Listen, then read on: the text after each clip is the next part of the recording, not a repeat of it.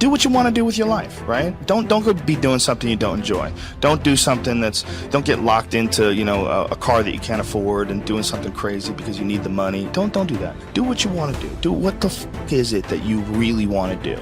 Because if someone else is doing it, you can do it, you know? I mean, everybody makes their own path through this world, but a lot of people don't follow the path that they really feel pulled to. You know, there's, for whatever reason, they got negative programming. You know, when they were kids, someone told them they couldn't do it, or told them to take the shortcut, or take the short route. That's a sad thing, man, when you talk to dudes, especially like talented dudes, and they don't follow up with what they want to do. Even if other people can't see through their filter of criticism, you're still driven by love. Every one of you is a piece of all that is. Every one of you. And if that critical mind comes up and says not good enough in any sense, there's a point where you have to stand back and say, that's not me. I am more than the program. And when you let go of that problem of self-criticism, you learn and experience for the first time in your life self-love. And why is this important? Because as I learned through years, I could not love the people around me until I could learn to love myself. The glory of life on this planet cannot be built by anything else in the universe than what you can do here. You are creators. Own your creativity. Own your spirit. It's not words. It's not devotion. It's a true knowledge. You are spiritual. And that is the opening of life. There are a lot of people who are biting their fingers in fear that they might lose their jobs. But there are few people who have decided within themselves, I'm going to make it. Some people aren't waiting to be cut. Some people are moving on their own because they feel within themselves, I've got what it takes to make it. They're not afraid about tomorrow because of how they see themselves, because of what they feel that they deserve, because of what they feel that they can create for themselves. Because these people have decided, as they look at the future, as they look at themselves, there's a way. Where there's a will, there's a way for me to begin to create a way out of no way. And when you have that kind of consciousness, when you have that kind of spirit, nothing can stop you. Nothing. Have you ever given much thought to the idea that the spoils in life go to the risk takers? If you'll give it some thought, I think you'll come up with the same solution I arrived at. A survey indicated that 98% of the men in the country are looking for security in their work. That is, they're mainly interested in losing themselves deep in the warm, nourishing viscera of some large corporation, which is fine. I'm not knocking it. I'm just commenting on it. But these are not, as a rule, the risk takers. They're more the play it safers. And while they can have good and successful careers all their working lives, the chances are against they're hitting the big jackpot. Now, the reason I say this is because this sort of life, as a rule, does not encourage a man to do much more than he has to do. And he'll usually spend his free time, which comes to something like 72 hours a week when he's neither working nor sleeping, in pursuits not calculated to help him get ahead in the world.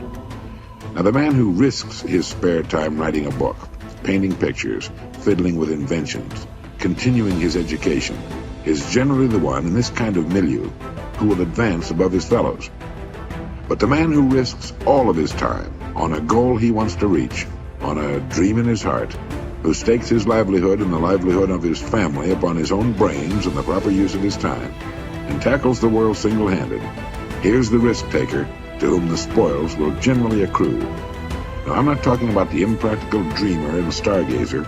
I'm talking about the man of action who gets out and raises the dust in the world.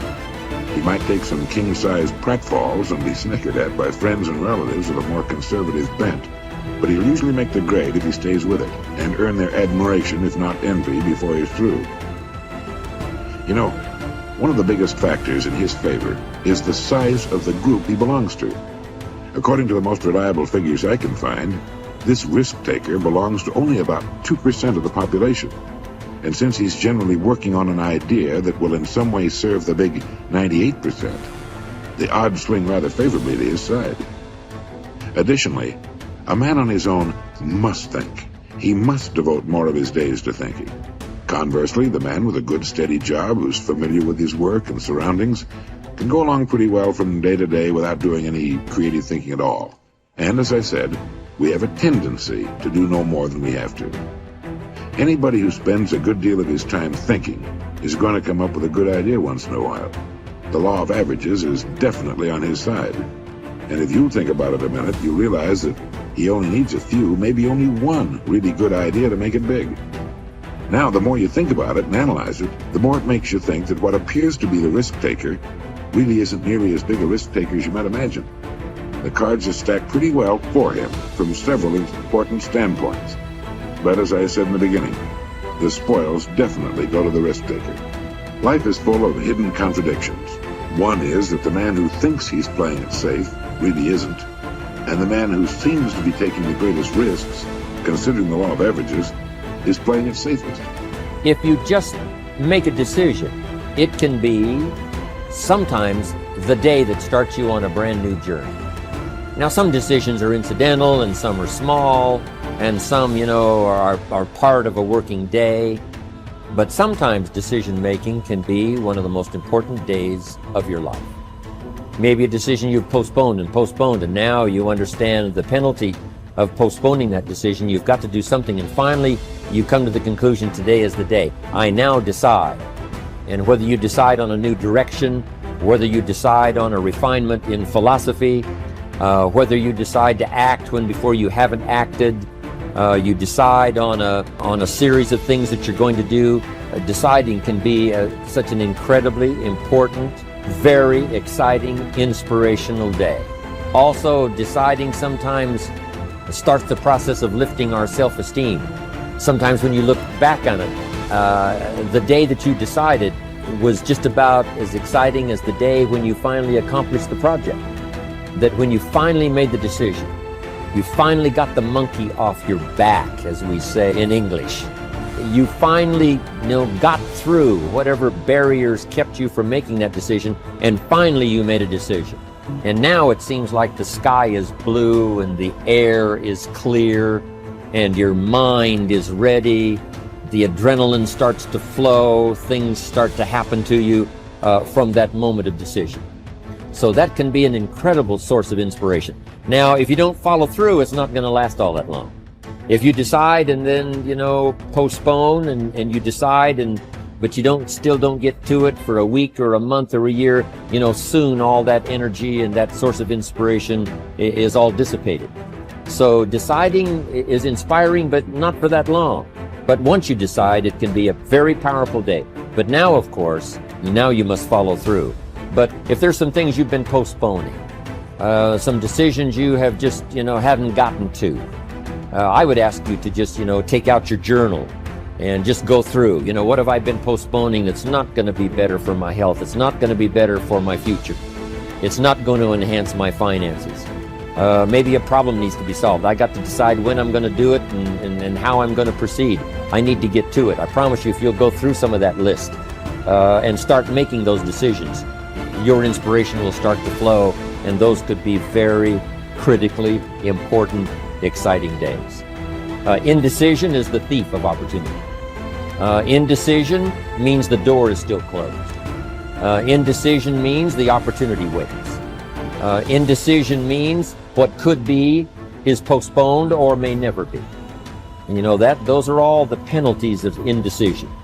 And sometimes we can't make a snap judgment. We can't decide immediately on something so important. But after a while, we must understand sometimes the heavy penalty of putting off our decision making. So, one source of inspiration, deciding. Nothing is so embarrassing as watching someone do something that you said could not be done.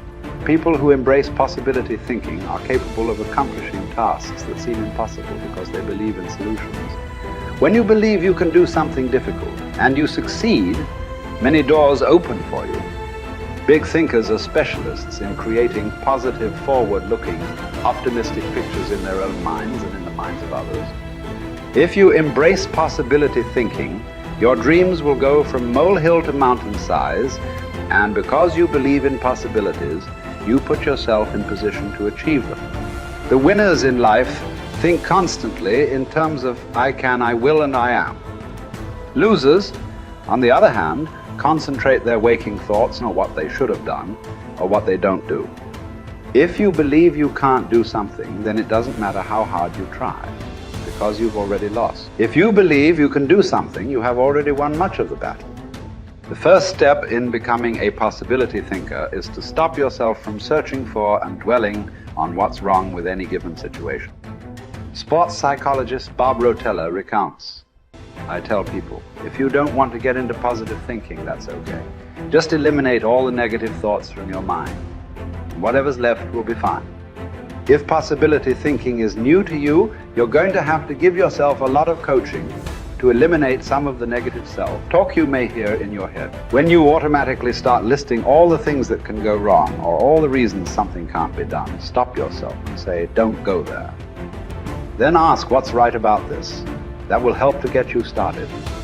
And if negativity is a really big problem for you and pessimistic things come out of your mouth before you've even thought them through, you may need to enlist the aid of a friend or family member to alert you every time you utter negative ideas. One of the best ways to cultivate a possibility mindset is to prompt yourself to dream one size bigger than you normally do. Let's face it, most people dream too small. They don't think big enough. Henry Curtis advises, make your plans as fantastic as you like, because 25 years from now they will seem mediocre. Make your plans 10 times as great as you first planned, and 25 years from now you will wonder why you did not make them 50 times as great. If you push yourself to dream more expansively, to imagine your organization one size bigger, to make your goals at least a step beyond what makes you comfortable, you will be forced to grow, and it will set you up to believe in greater possibilities. Most people want their lives to keep improving, yet they value peace and stability at the same time. People often forget that you can't improve and still stay the same. Growth means change. Change requires challenging the status quo. If you want greater possibilities, you can't settle for what you have now. When you become a possibility thinker, you will face many people who will want you to give up your dreams and embrace the status quo. Achievers refuse to accept the status quo. As you begin to explore greater possibilities for yourself, your organization, or your family, and others challenge you for it, other possibility thinkers across the country and around the world are thinking about curing cancer, developing new energy sources, feeding hungry people, and improving quality of life. They are challenging the status quo against the odds. And you should too,